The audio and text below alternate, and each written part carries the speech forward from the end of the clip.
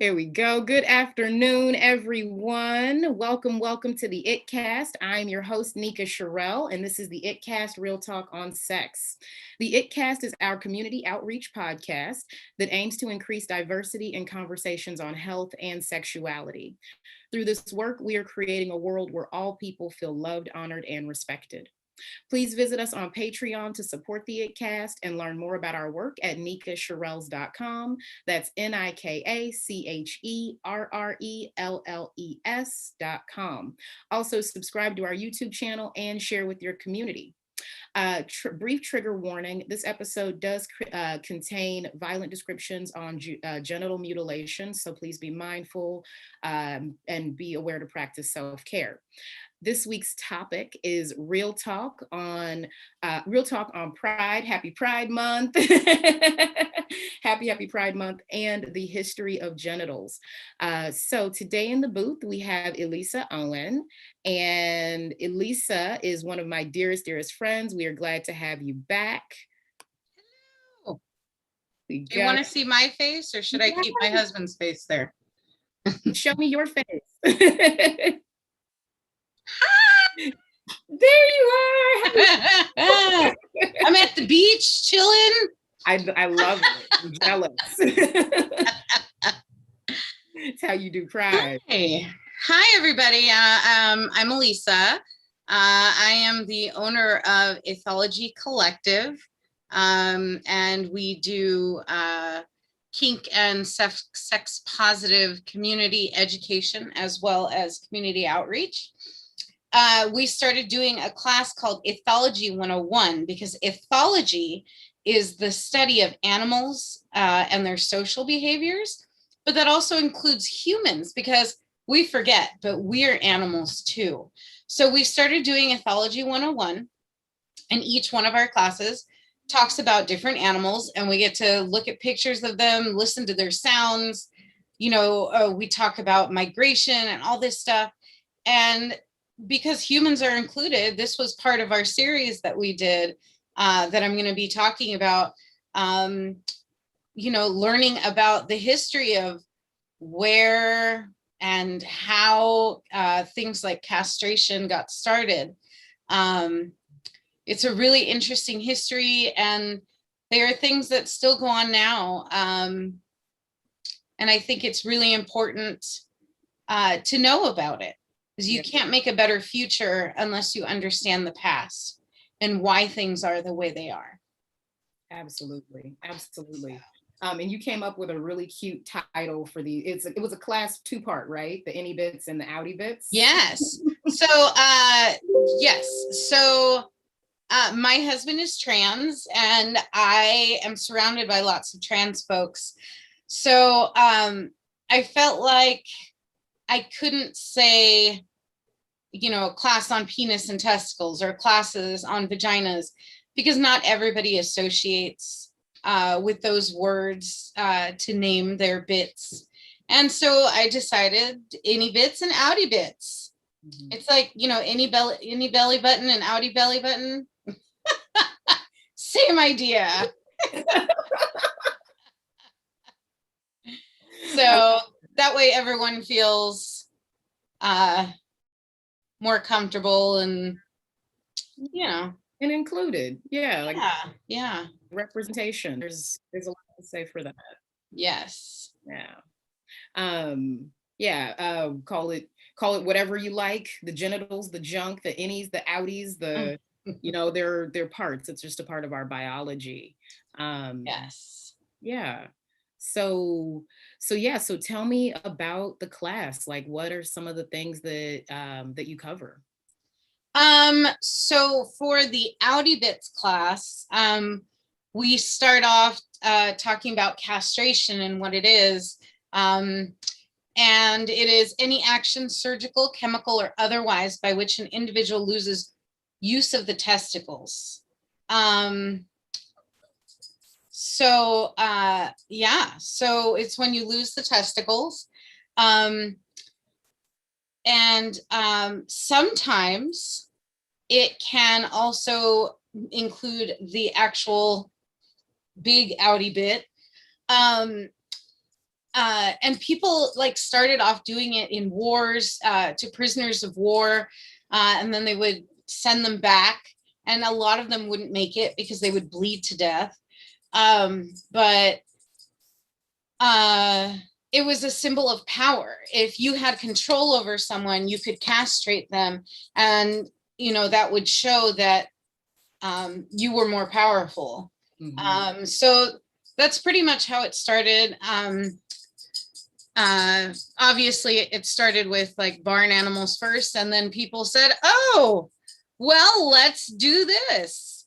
Oh my God. Yeah. Yeah.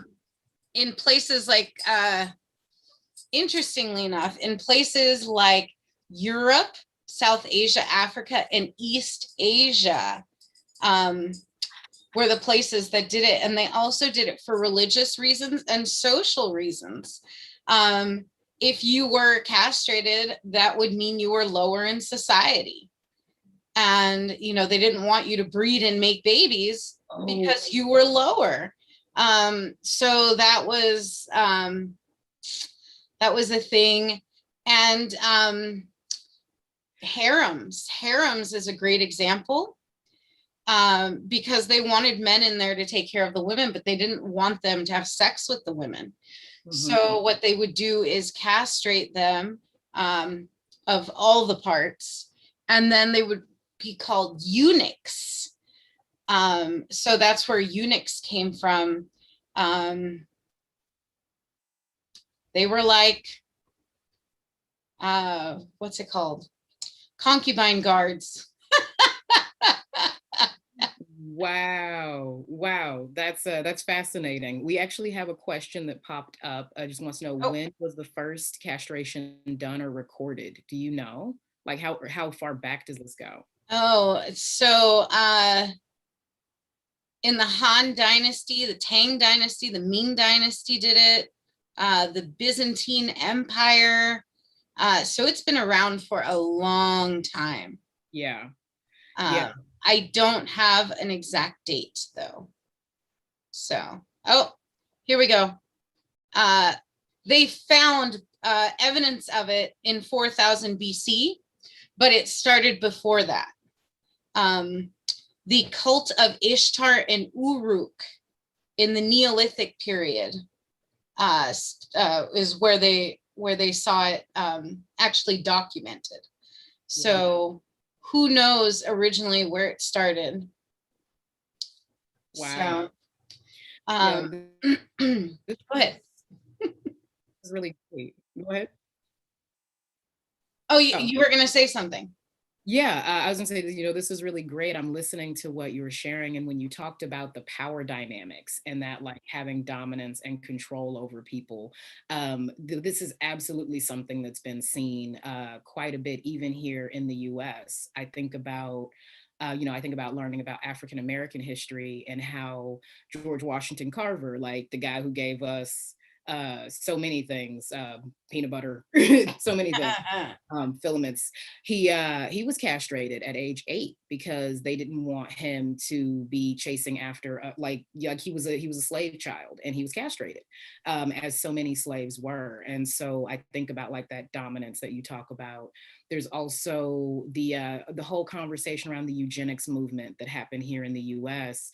and talking about like not allowing people to procreate because of their status in society. Yeah, that's really fascinating. Yeah. Yeah. Uh, Castration is very extreme, in my opinion. Um, Nowadays, though, in the United States, they use it for sex offenders. They just removed the smaller outie bits. So they removed the testicles, in hopes that people would stop. That one is done. I know that's a chemical castration. I'm not exactly sure about how that works. But it's definitely, yeah. That's a now in the US conversation. Yes, now in the US, because Where? the testicles produce testosterone. And so if you decrease the testosterone, they'll have less of a sex drive. So the hope is that they will not, you know, be sex offenders anymore because they've lost the testosterone. Wow. Wow. I had no idea that was still got it. Thank you. Yeah, you know, the judge has to approve it, and it's a big process, but it does happen. It happens here in California, for sure. I don't know about other states, but there are other states that have it as well. So, and like I said, when you remove the testicles, oh, I saw your question, Betty. Give me 1 second. So if you remove the testicles, you lose testosterone. And that's why a lot of trans women have this surgery, because it reduces the testosterone. And so when they start taking the estrogen will hit them harder and faster, and make their transition easier. Supposedly it works. I haven't tried it myself, but you know, it's but it does help, because it makes them less aggressive and less horny. Yeah. Eunuchs were also created to be singers in king's courts. I didn't know that. Thank you for sharing that information. Yeah, so like elevating the voice and the pitch, not developing such masculine overtones in terms of the biology is what I'm hearing. So there are some upsides to having understanding of the practice. I also get like a lot of the things that we see in medical science that we see today came from actually really barbaric beginnings. And now, you know, like we're actually utilizing that to forward and enhance and improve the lives of people in our communities, or in our community. So yes. So that is the information I have on castration. I should say I'm not an expert. This is research I've done on the internet. So, you know, take it with a grain of salt, I think is the saying. mm-hmm. So let's talk about circumcision. Circumcision is the removal of the foreskin from the human penis, from the outie bits. There's different ways to do it, which I didn't know about. In the most common procedure, the foreskin is opened, adhesions are removed, and the foreskin is separated from the glands. And then you can use a device to cut the foreskin off. There is also, where is the other one? I'll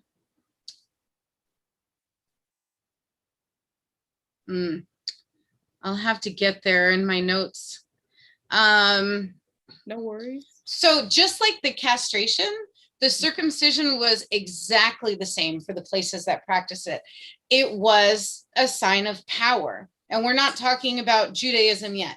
That's going to be a separate thing. But it was considered an indicator of hierarchy. The Ottoman and Moorish empires, and in Nazi Germany, in India, and in the genocides in Bosnia and East Timor. I'm sorry, I don't know how to pronounce it. So if a man was circumcised, he would have serious consequences. People would be violent towards them, would torture them, they would kill them because they were circumcised. They were marked. And then the ones who weren't circumcised, you know, they were treated like royalty because ultimately they were higher in society and more respected. The Greek historian Herodotus recorded it in 5th century Egypt. In my class, I actually have pictures. And I have that photo, and it's really amazing. And you can see them. There's one Egyptian person on their knees. I don't know their gender. And then the other one standing, and you can see them with a tool cutting off the tip of the outie bit. But there is some great art. If you look up art, I don't know if you can call it great, but there's some really interesting art from many, many, many years ago, hundreds of years ago. It's so amazing that they turned that into art, and that it can be beautiful, because some of those art pieces are amazing. Are you saying art pieces of people being circumcised? Yes. Yes. The Egyptians have it on they painted it on the walls with hieroglyphics, and India made some beautiful images of it. They have all these intricate backgrounds. They were trying to make it beautiful, and they did, because to them, it was this amazing thing. And you could see the passion that they put into the art that they made of it. There's some definite, there's some ritual and some practice around this across multiple cultures. Yes. In the Semitic tradition, male circumcision is all about having a covenant with God, and it dates back to Abraham in the Old Testament of the Bible, which is where Judaism comes in. They talk about circumcision and how it's clean. And that's a lot of Judaism. They talk about a lot about what is clean. That's why they don't eat pork, and they don't eat shellfish, because you don't know what they're eating. They're eating the crap on the bottom of the ocean. And you want to put good stuff into your body. Same reason they don't like tattoos. You go the way you came, and you treat your body with respect. It's actually beautiful. I've taken, because I'm a convert, but not a perfect convert. No Christian, not a perfect Christian. Exactly. But yeah, I really love that. They're really about love yourself and treat your body well. So that's where that comes from. There was something called the Galatian controversy, and it was a mass conversion to Christianity in Galatians chapter 5, verse 6 of the Bible. It says, in Christ Jesus, neither circumcision nor uncircumcision count for anything. So there was this big controversy of, do we circumcise? Do we not circumcise? And it was this whole thing, and it caused quite a big stir. So that was the Galatian controversy. Wow. Yeah. So the tradition has I'm sorry? Oh, just looking at some of the religious perspectives. Yes. You can't really undo it. Yes and no, actually. I have talked to, we had a booth at the Pride Parade one year, and it was next to the intactivists, I think they're called. And they talk about, not doing circumcision because it's torture, blah, blah, blah. I love and respect their dedication. But there is a procedure where you can stretch out the skin around the tip of the penis and pull it up and over and keep stretching it, and you can grow a new foreskin. However, it does not have the same nerve endings that the actual foreskin has. But a lot of people are doing that because they want their foreskin. So, yeah. Jewish circumcision now is very different. In 300 BC, it was only calling for the removal of the very tip. But but Jewish athletes ended up traveling to Greece to be in athletic events. And in Greece, they did it completely differently.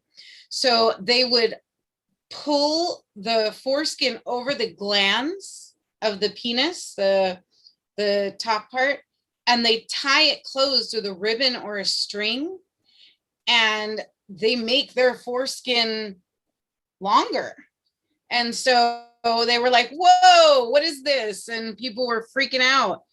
And so the athletes did it. And when they went back, the Jewish elders freaked out and they put an end to the practice. And they introduced something called pariah,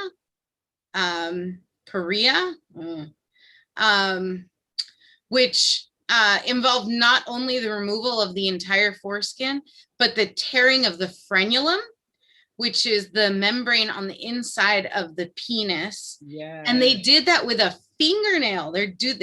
Yeah, that's crazy. I can't even imagine. Sir Richard Burton wrote an accompaniment, I guess, to Arabian Nights. And he said, the varieties of circumcision are immense, probably none more terrible than that practice in the province of Al-Asir, where it is called sulk or scarification.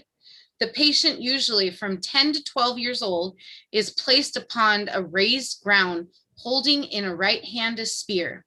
The tribe stands about him to pass judgment on his fortitude, and the barber performs the operation with the jumbiyak dagger, sharp as a razor. He makes a shallow cut, severing only the skin across the belly, immediately below the navel, and similar incisions down the groin. Then he tears off the epidermis from the cuts downward and flays the testicles and penis, ending with an amputation of the foreskin. Meanwhile, the spear must not tremble. Yeah, I can you imagine holding a spear and not moving while you're being cut up? I don't know. Okay. I'm like, did they just remove all of the skin, not just the foreskin? They make a line going down from the belly button down and then all the way down to the tip, and then they remove the foreskin. So they have like a scar going from like your belly button down the top of the penis. Okay. So in the 13th century, Rabbi Moses Maimonides was saying that the objective to removing the foreskin is to limit sexual intercourse and weaken the organ as far as possible. They believed that it counteracted excessive lust, simply because they knew that the tip where the foreskin is has all those nerve endings, and it made sex more enjoyable. And so if you get rid of it, that's it. Let's pause there in like the actual lesson and just talk about that. Okay. That's actually really... that is pretty much it. Oh my God. Except for Vikings also did it. So that is the outie bits. That's the outie bits. So just to talk about like that limiting of lust and sexuality, sexual expression in the body, it's there's so much there. And I think about how we're still like, it's easy to still be limited and shamed around sex and sexuality now, even though we don't have these practices. Can you talk just a little bit about that, like some of the shaming of people's sexual expression? Yeah, I think that has been a thing throughout history. They're always trying to make sexuality this shameful thing. I personally don't understand it. I see it as, like you said, a form of expression. Sex can be beautiful. It can also be gross. But sex can totally be beautiful, and there's nothing wrong with enjoying it. I think people, they have this thing about, oh my God, you can't enjoy life. You have to work. You have to do all these things. You can't relax. Less sexual intercourse because, you can't get stuff done. And I don't think that that's the way it should be. Yeah. So, we live in this like workhorse driven society and mentality where we have to get to some pinnacle, and it takes out the pleasure and the enjoyment and the thrill of life. One of the things that I love that I've learned during this conversation is around how circumcision, it appears that like from all of the other histories you've shared, a lot of circumcision happens around puberty, like right when the body is developing sexually, stepping into learning how to, do all the things, and like the hormones are raging. And Betty shared that, like circumcision in with Jews only happens at birth. yeah. And like there's a much different conversation around like this covenant and this sacred like ritual and spiritual practice versus like stopping someone's sexual expression. Yes, it is Like much different. there's Yes. such a punishment, like heavy-handedness to this like pubescent time. It's like, no, don't do what you're doing naturally. Yeah. Yeah. Yeah. So sorry, go ahead. Do you have something else? No, go ahead. So looking at like that stopping and the shaming, can you talk a bit about like the shaming of gay people over the years and how this was used like correctively? Um, you know, uh, like we talked about, it is a form of power, and gay people were definitely some of the folks that had to deal with this. Being gay was not okay. It's still becoming a normal thing for people. And I always say we're so lucky in the Bay Area because, I go to El Salvador and, it's totally legal to burn down a gay club and the cops don't do anything about it. So we got to think too, while we're making all these changes here, we've got to have reach. We've got to be able to get to those countries that need it. I have a friend that was telling me that in Africa, where he's from, not everywhere, but where he's from, if you're gay, you can get stoned to death. And, they're all, it's all about putting people down for who they are. There's no individuality. Everyone has to be these sheep. And because of that, you're shamed for everything. Everybody judges you on everything you do and everything you say and who you are. And, gay people have definitely had it harder. Because at least the straight people didn't have to worry about getting castrated for being gay. But most definitely, gays were castrated so they wouldn't have sex with other men. And they weren't able to live the life that they wanted to lead, and they weren't able to be happy. Yeah. Yeah, absolutely. I have a friend from the Sudan who shared a very similar conversation with me. She found out that that I'm queer and I date women as well, and she shared, she's like, like in like from where I'm from, like you would be killed, you would be killed, and there is a lack of understanding. Um, that happens in those realms, like just understanding how this operates, how sexuality operates, and it's really powerful. It's really powerful to expand this conversation internationally, like because there are like because of who we are as creatures, sexual identity and sexual expression is not going to be any one flavor for anybody. So the world over, there are people in the LGBTQ community who need asylum, who are refugees, who need homes and resources and care, and it's a total missing.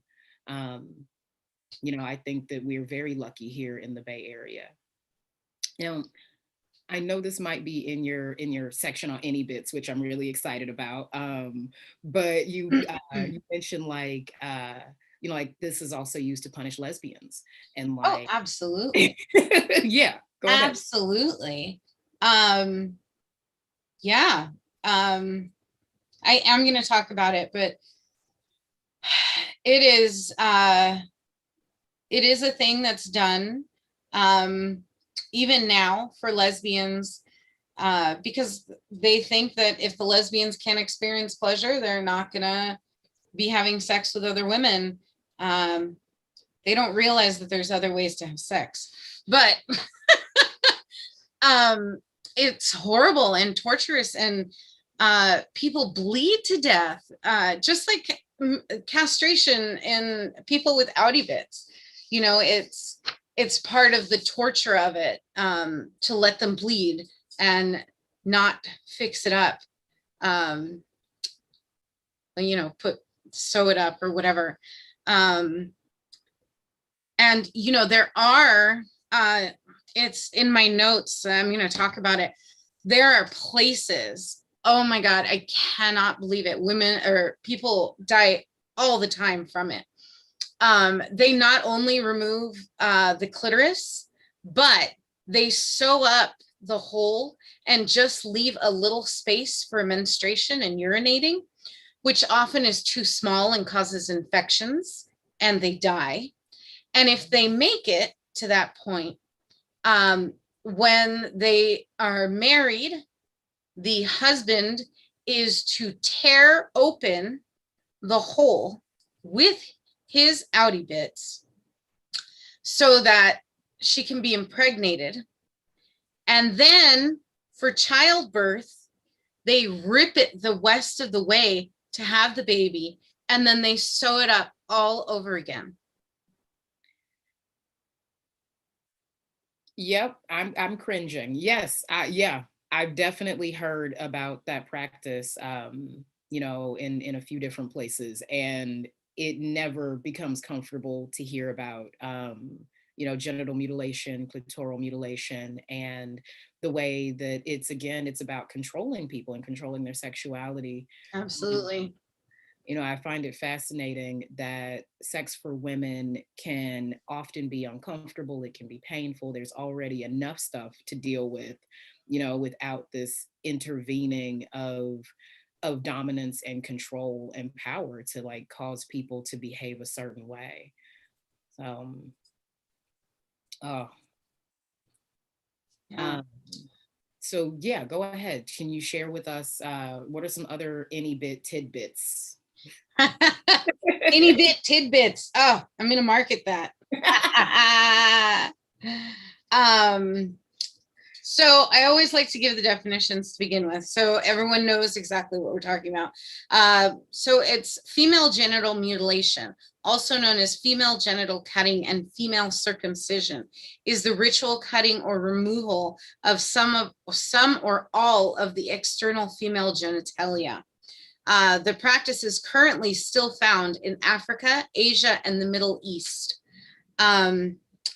which is interesting because UNICEF and the World Health Organization have actually banned it, but people continue to practice it. And if you're caught practicing it, you go to jail, but people do it anyway. There are parents that don't want to do it to their children, and the grandparents will do it to the children, or the aunts and uncles will do it to the children without the parents' consent, because it's a social thing. It, for some reason that I don't understand, they consider female castration to be normal. The removing of the clitoris, it just means that you're worth something, you're good, it has a value. And if you do not have it, you are considered lower class. So this is the other way around. If you are castrated, you are good. And if you're not castrated, you're bad. And so, so it's a really big controversy and it's a big legal battle, but they are working to stop it, which is amazing. So I'm really happy about that. Yeah, I'm definitely hearing this like strive for like the whole purity conversation, virginity, like, you know, being a pure woman, pure of sin kind of conversation going on. Yeah, Um, yeah. and there's an elitism to it. That's really, really fascinating. Yes, absolutely. That's a great question. If everyone is pure, how do you procreate? Exactly. Exactly. Uh, it's a flawed system. I think they didn't think it through all the way, but you know. Yeah. And that's why we have these conversations. It's about challenging the system and getting people to think a little bit further. Yes. Um, so female genital mutilation can happen from days after birth to puberty, or people can do it later in life of their own accord. But generally, it's done somewhere from birth to puberty. And it is absolutely, absolutely rooted in gender inequality. It is a form to control women's sexuality, so they have nothing. They have, you know, they're just objects to be controlled. They, you know, they are not allowed to feel pleasure, are not allowed to feel happiness. They are at their husband's will, and that's not always a good thing, because of the female inequality. You know, the the person might be abused or neglected, which is another form of abuse. But these people go through a lot. It's an entire life of being treated badly. And, you know, we were talking about gay people. Lesbians don't have that choice. They can't be a lesbian. They have to be married. They have to endure all these things. I think when I think of the word castration, to me, it's not just a physical thing, it's a mental thing. You know, it changes your entire being. You know that you've lost a part of your body and you felt connected to it. And it's really terrible. Yeah, that's yeah, there's an emotional castration. Like you said, it's a mental thing. So this is something that's deep at the core of our psyche, of who we are, of how we identify and relate. And it can definitely shake you. Um, that's huge. And I love the thing that I'm getting in this conversation as well is that these things exist primarily in a heteronormative patriarchal paradigm. So like looking at, you know, women being the objects, women being possessions, you know, to be owned essentially in some of these cultures.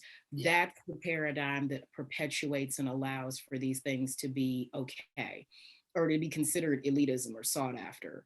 Yeah. um, when you shared about the women who, like, you know, like some people opt to do this or like later in life, and this is true when it comes to circumcision or, you know, anything else. It's like people can opt to do this at any point in their lives of their own volition. um, but that reminded me of like vaginal reconstructive surgery or rejuvenation surgery, like kind of like aging down your vagina. Like all of these are conversations around genital shame. Yes. Like my genitals aren't what they're supposed to be, so I'm going to go in and fix them or correct them. Yes. I think that's really fascinating. This also brings up, for me, rape. I remember watching this show about rape in the Middle East, and they interviewed this woman, and her face was all covered, but she got raped, and so her family wouldn't find out she got the reconstructive surgery. She said they would have killed her. Wow. So, you know, again, the idea of being pure. If you have had sex, even if it was a rape, it's terrible. They could kill you for it. It is an unforgivable thing. And yet the men can do whatever they want. Including, including rape. Exactly. People have been working to fight this since the 1970s. So it's still fairly new. I mean, really, how long ago did Black rights start? And we're still in the process. It's going to take a long time. And it's going to take a lot of work. But I feel like it's something that's worth fighting for. Absolutely. So, yeah. So what are some other things that we've seen in the last 50 years? I know there was some stuff that we talked about in our other conversation, but you're absolutely right. Like civil rights, you know, like I guess we're approaching 80 or so in that conversation. yeah. Oh no, I'm sorry, I did the math wrong. 60. We're approaching 60. Yes. And it's still one of those conversations that's relevant, that's here, and it's just beginning to really, in my opinion, it's still beginning that surge of equity and equality and inclusion. And gender is something that globally we are still fighting. So since the 70s, we're still barely making a dent in really shifting this conversation. And we keep pushing. That's why we do this work, ending gender-based violence, bringing equity and equality, and changing the conversation. We have to shift these paradigms. Yes. So yeah, so in the last 50 years. Yeah, I mean, in the last 50 years, mostly UNICEF and the World Health Organization have been tackling this, and they've been tackling it hard. They've made a lot of the laws change, but like I said, the people, they're not doing it, especially in more rural areas where they're spread out and maybe they don't have enough of a police force. But again, just like with the Black struggle, cops look away. They don't care. Mm-hmm. So it's a big problem, and really we're just at the beginning of fighting it. Yeah. There's a lot of things to fight for. Yes. I'm also hearing that there's a lot of shame around sexuality, and even this conversation, you know, the approach could probably even use some updating, because you can't necessarily police and dominate in the context of shame without further shaming. Yes. And asking people to actually deal with their own struggles and conversations and battles. There's a lot of cultures, you know, the world over, it doesn't matter how rural or distant they are, if the conversation around sexuality is a negative, disempowered one, then that's got to shift before this opportunity to end these conversations around mutilation and dominance and power can shift as well. Yeah. Yeah. The castrations can be performed, and they're all non-sterile, with knives, razors, scissors, glass, sharpened rocks, and also fingernails, just like the circumcision. And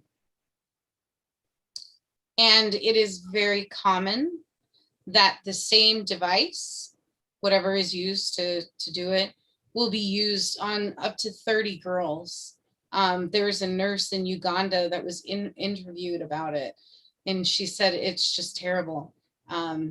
Infections are horrible, and you know, like I said, they don't clean it up, they don't sew it up, so infections, bleeding to death is totally a thing. So not only are you nothing, but if you die, then you die. So it's really, it's very much a conversation about inequality, which is different than the other side, the outie bit side. That one is right now, it's more of a religious thing and a health thing. I don't think people really use it for power anymore, which is good. But, you know, they're very different battles to fight. And I really, I don't care about circumcision. People can do it or not do it. I feel like it's their choice. And so I don't necessarily feel like we have to fight to get rid of it. But, you know, that's everyone's personal choice. So. Yeah, absolutely. Personal choice. And, you know, the castration mutilation conversation is very different, but this is all in, you know, how we've related to our bodies and our genitals, and these conversations around empowerment or shame, and really just bringing it full circle. I'm super grateful. I've learned a lot. There's a lot in this conversation. Is there anything else that you'd like to share before we wrap up? Oh, man. I really feel like this is something that needs to be talked about more, you know, just like Black Lives Matter. You know, you don't talk about it, you don't see it, it's not happening. You know, you're making yourself blind to it. Let's talk about it. You gotta talk about it to fix it. So this is just another conversation that we need to have. And you know what? It's, you know, right now it's Black Lives Matter time. So it might have to wait a little bit, but, you know, together we can fight these battles. Absolutely. Absolutely. If you don't talk about it, it goes away. And one of the things I've been saying is Black lives still matter. Yes, other things are happening in the world, and this conversation has yet to be healed. And this impacts Black lives. This impacts all lives. Like, these are conversations where, because sexuality touches the entire human race, it doesn't matter what your background is. Yeah, thank you. Thank you for this work. And can you tell, do you have any events coming up? Can you tell us about some of the stuff on the horizon so that people can find out more about? We do. I need to post some more events for June. But we are doing a trip to the zoo, and we're going to go to this place called Retro Junkie that's in Walnut Creek.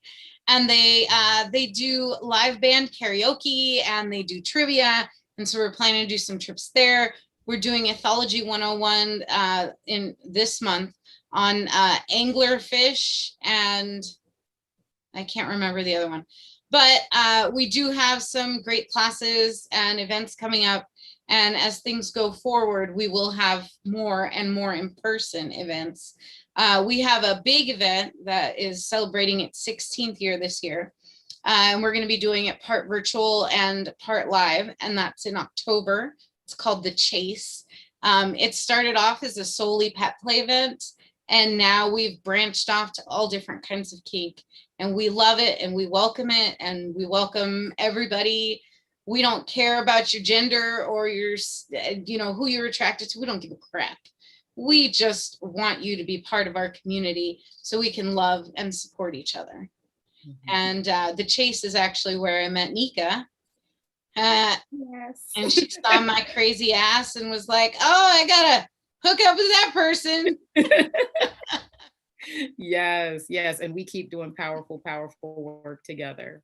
Love the work that you do. Thank you. Thank you for it all. Yes. Thank you for having me. Yes. And I can put my website in the chat. Yeah. Thank you. And I believe that's ethologycollective.org, as well as chase.pet for that yes, major for the event. Yes. Awesome. Thank you so much, everyone, for joining us today. We really appreciate your time and your listening. The ItCast is our community outreach podcast that aims to increase diversity in conversations on health and sexuality. Through this work, we're creating a world where all people feel loved, honored, and respected. Visit our Patreon to support the ItCast and learn more about our work at nikacherrelles.com. NIKACHERRELLES.com. And subscribe to our YouTube channel. Tell your friends, share more, share with your community, and join us back here again next week as we continue our celebration around National Pride Month. Thank you, and we will see you then.